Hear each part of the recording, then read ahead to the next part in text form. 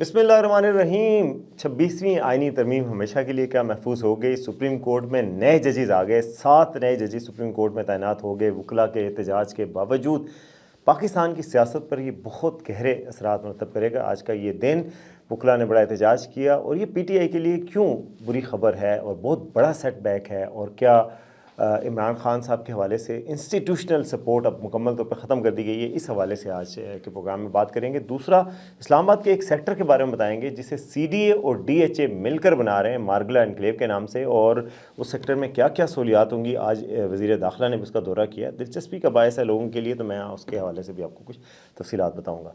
तो सबसे पहले जी, इस चैनल को सब्सक्राइब करें और वीडियोज़ को शेयर करें, कमेंट्स ज़रूर किया करें। बड़ी खबर जी सुप्रीम कोर्ट से आई है, और आपकी सबसे बड़ी खबर है कि पाकिस्तान की सुप्रीम कोर्ट में 7 नए जजेस को तैनात कर दिया गया है। 2 जजेस सुप्रीम कोर्ट में जनाब सिंध हाई कोर्ट से आए हैं, लाहौर से कोई जज नहीं आए। इस्लामाबाद हाई कोर्ट से जस्टिस आमिर फ़ारूक को एलिवेट किया गया है, और बाकी जजेस के मैं आपको नाम भी बताता हूँ। तो ये जो 7 जजेस आ गए, जस्टिस आमिर फ़ारूक के अलावा इस्लामाबाद हाई कोर्ट से ही जस्टिस मियां गुल हसन औरंगज़ेब को आर्जी तौर पे अलग से एक आइन की प्रोविजन के तहत जज तैनात किया गया, जिसके तहत सदर जो है वो किसी को भी जज बना सकते हैं। 1 साल के लिए उनको आर्जी जज बनाया गया है।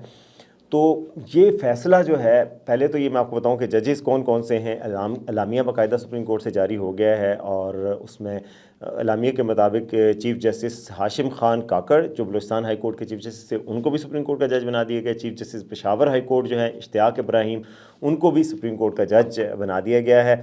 इसके अलावा इस्लामाबाद हाई कोर्ट के chief justice justice Aamir Farooq मशहूर जज हैं, इनको सुप्रीम कोर्ट का जज बना दिया गया है। अब इसका मतलब है कि इस्लामाबाद हाई कोर्ट के चीफ़ जस्टिस नए बनाए जाएंगे, उनका अलग से लामिया आएगा, और सब ज़्यादातर तवक्कुआत की जा रही हैं कि शायद जस्टिस डोगर साहब को बनाया जाएगा, जो कि लाहौर से आए हुए हैं, सरफराज डोगर, उनको चीफ़ जस्टिस बनाया जाएगा, क्योंकि जो गुल हसन औरंगज़ेब थे वो भी ऊपर चले गए हैं। मोहसिन अख्तर कियानी साहब की सीनियरिटी कम हो चुकी है।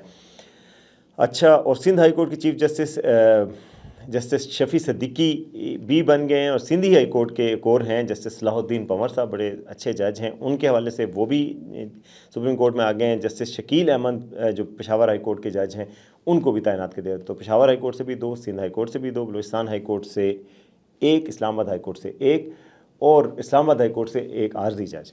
तो गोया 7 टोटल जजेस तैनात किए गए हैं। और इलामे के मुताबिक मियां गुल हसन औरंगज़ेब की जो तैनाती आइन के आर्टिकल 181 के तहत 1 साल के लिए की गई है, जबकि सुप्रीम कोर्ट में लाहौर से जो जजेस तैनात करे थे उनका मामला मौखर कर दिया गया। अच्छा, ये बड़ी सिग्निफिकेंट डेवलपमेंट है, आप इसको छोटी खबर मत समझिए।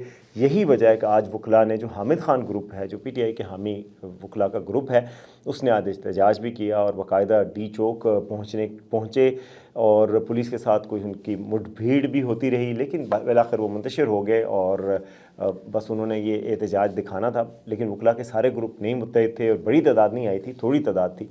ये पूछा भी गया, अली मदकुर से हमारे नुमाइंदों ने पूछा, और हामिद खान से भी पूछा, तो उन्होंने कहा जी आने नहीं दिया गया कुछ लोगों को, कुछ लोग इतनी दूर से आ नहीं सकते थे सिंध से। बहरहाल एक ये चीज़ थी।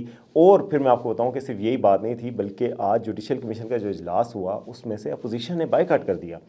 अपोजिशन के आपको पता है कि उसमें अली ज़फ़र थे, बैरिस्टर अली ज़फ़र और बैरिस्टर गौहर, ये दोनों बैरिस्टर साहिबान जो थे, इन्होंने बायकॉट किया। इसके अलावा 2 जजेस भी हैं, जो जस्टिस मुनीब अख्तर और जस्टिस मंसूर अली शाह, ये 2 जजेस इन्होंने भी बायकॉट कर दिया। ये उसमें से बाहर निकल आए जुडिशल कमीशन के इजलास से, लेकिन मेजॉरिटी के तहत चीफ़ जस्टिस यही अफरीदी के सबराई में जुडिशल कमीशन ने ये फ़ैसला कर दिया। अब होने को कौन टाल सकता है, फ़ैसला तो हो गया, ये जज तैनात हो गए। ज़ाहिर है वकला ने एतराज़ किया, मगर ये जज तैनात हो गए, और इस तैनाती को अब कुछ नहीं कहा जा सकता। मैं भी देख रहा था कि सिरिल अलमायदा साहब, उन्होंने ट्वीट किया हुआ है, साफ़ी हैं, और इन्होंने जो डॉन ली की स्टोरी दी थी, तो उसके बाद नवाज शरीफ के लिए मुश्किलात आई थी।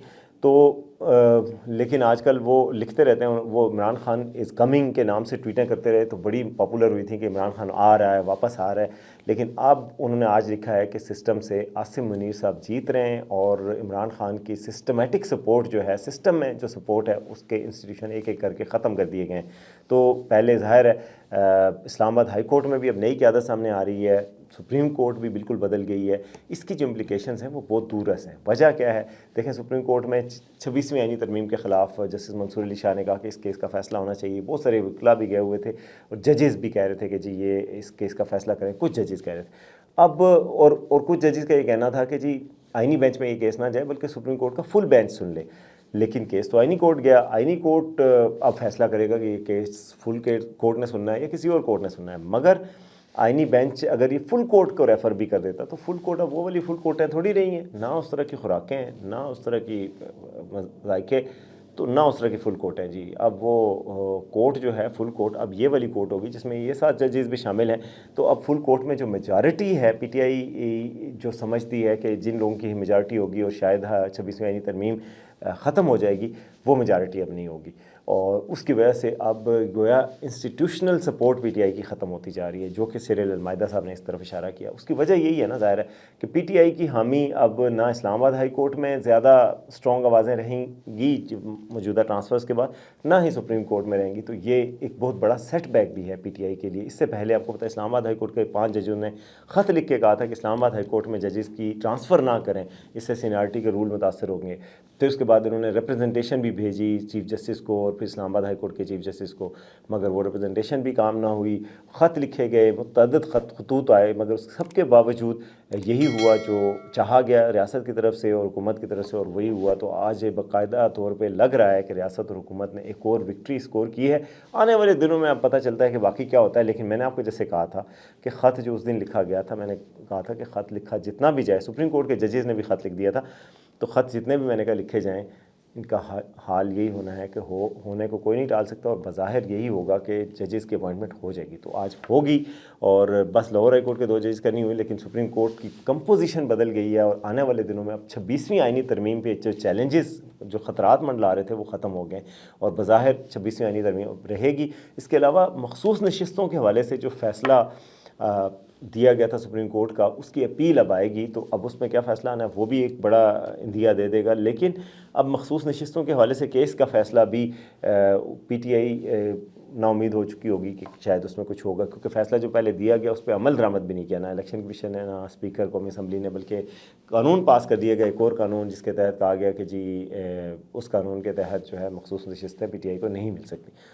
تو گویا ایک بڑا دن تھا، ایک بڑا سیٹ بیک ہے پی ٹی آئی کے لیے۔ حکومت و اسٹیبلشمنٹ اپنے جشن منا رہے ہوں گے کہ جی ہم نے جو چاہا تھا وہ ہو گیا ہے، مگر اب آنے والا وقت بتاتا ہے انسان کی کیا کوششیں ہوتی ہیں، ویژن ہوتا ہے، لیکن جو ہوتا ہے وہ بعد میں ہوتا ہے۔ بہرحال عارضی طور پہ تو یہ سیٹ بیک ہے بہت بڑا پی ٹی آئی کے لیے۔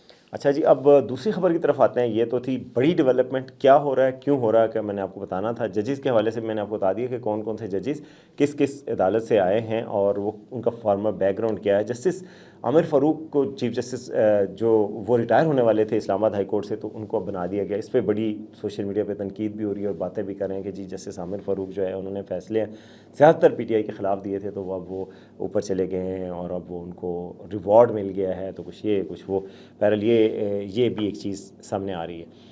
اب میں آپ کو بتاتا ہوں جی، اسلام آباد میں ایک نیا سیکٹر جو ہے بڑی تیزی سے بن رہا ہے۔ میں نے کبھی کسی سیکٹر کو اس تیزی سے بنتے ہوئے نہیں دیکھا، نہ اتنی انٹرسٹ لیتے ہوئے دیکھا ہے، کہ آج وزیر داخلہ خود وہاں پہنچے محسن نقوی، اور محسن نقوی خود انشور کر رہے ہیں کہ سیکٹر جلدی سے جلدی بنے۔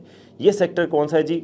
نیا سیکٹر ہے، سی ڈی اے اور ڈی ایچ اے مل کے اسے بنا رہے ہیں، اور اس نئے سیکٹر کا نام ہے مارگلا انکلیو، اور خود جناب وزیر داخلہ نے جا کے اس ترقیاتی کاموں کا خود جائزہ لیا اس نئے سیکٹر میں۔ اس مارگلا انکلیو کے 50% وہ کہتے ہیں ترقیاتی کام جو ہے وہ 14 اگست، جبکہ 100% کام 31 دسمبر تک مکمل کر کے مالکان کو پلاٹس دے دیے جائیں گے۔ وزیر داخلہ صاحب وعدہ کر رہے ہیں کہ پلاٹ دے دیں گے، لیکن وزیر داخلہ صاحب کا یہ کام تو نہیں ہے کہ پلاٹوں کے بارے میں بتائیں کہ کب ملیں گے، سوسائٹی بنے گی کہ نہیں بنے گی۔ بہرحال انہوں نے کیا ہے۔ ترقیاتی کاموں کو جلد مکمل کرنے کے لیے تمام مسائل بروئے کار لائے جائیں گے۔ آسان رسائی کے لیے وزیراعظم ہاؤس سے مارگلا انکلیو تک جو سڑک ہوگی، وزیر داخلہ نے ہدایت کی ہے کہ 5 منٹ سے زیادہ فاصلہ نہیں ہونا چاہیے مارگلا انکلیو سے وزیراعظم ہاؤس تک۔ مارگلا انکلیو کے راستے میں کوئی تجاوزات نہیں ہوں گی، فوری طور پر ہٹانے کا حکم دیا۔ 10,000 کنال اراضی پر مشتمل یہ سیکٹر ہوگا مارگلا انکلیو، اور اس میں ایک جھیل بھی بنے گی۔ اور جھیل والے ڈاکٹر مجھے یاد آ جاتے ہیں جھیل بننے سے، وہ ڈاکٹر صاحب ہیں جو آئے تھے، وہ انہوں نے کہا تھا کہ میں آؤں گا عمران خان کے آنے پہ، پاکستان آ جاؤں گا سب گھر بیچ کے، لیکن وہ نہیں آئے، جس طرح کے کئی لوگ نہیں آئے، وہ بھی نہیں آئے۔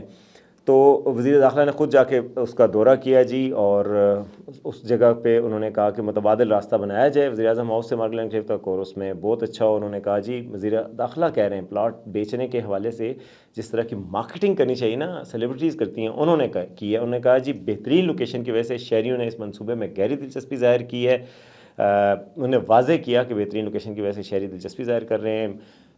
تمام شہری اس منصوبے میں خوبصورت لوکیشن کے ساتھ ساتھ شہریوں کو تمام معیاری اور جدید سہولیات فراہم کی جائیں گی. مارگل انکلیو میں جھیل بھی بنے گی. ڈی ایچ اے کے پروجیکٹ ڈائریکٹر نے بریفنگ دیتے ہوئے بتایا کہ مارگل انکلیو 10,000 کنال اراضی پہ بن رہا ہے، جس میں 5 مرلہ 10 مرلہ اور 1 کنال کے پلاٹس رکھے گئے ہیں. درخواستیں جمع کرانے کی آخری تاریخ کتنی ہے؟ 14 فروری ہے. چیئرمین سی ٹی محمد علی رنداوا اور ڈی ایچ اے کے پروجیکٹ ڈیولپمنٹ ورک اور سیکٹر پلاننگ کے بارے میں بریفنگ بھی دی ہے. اس کے حوالے سے کچھ میں آپ کو اس کی فوٹیج بھی دکھا دوں گا، وہ جگہ بھی بتا دوں گا کہ یہ کہاں ہے. میرا مقصد اس کے پلاٹ لینا یا آپ کو بیچنا نہیں ہے، میں تو صرف یہ بتا رہا ہوں کہ کتنی بڑے لیول پہ حکومت اس میں دلچسپی لے رہی ہے. حالانکہ ایک سیکٹر کی بات ہے تو بھائی پلاٹ بڑی قیمتی چیز ہوتی ہے، شاید اسی لیے وہ کیا جا رہا ہے اور سوسائٹی کو اتنی خصوصی اہمیت دی جا رہی ہے.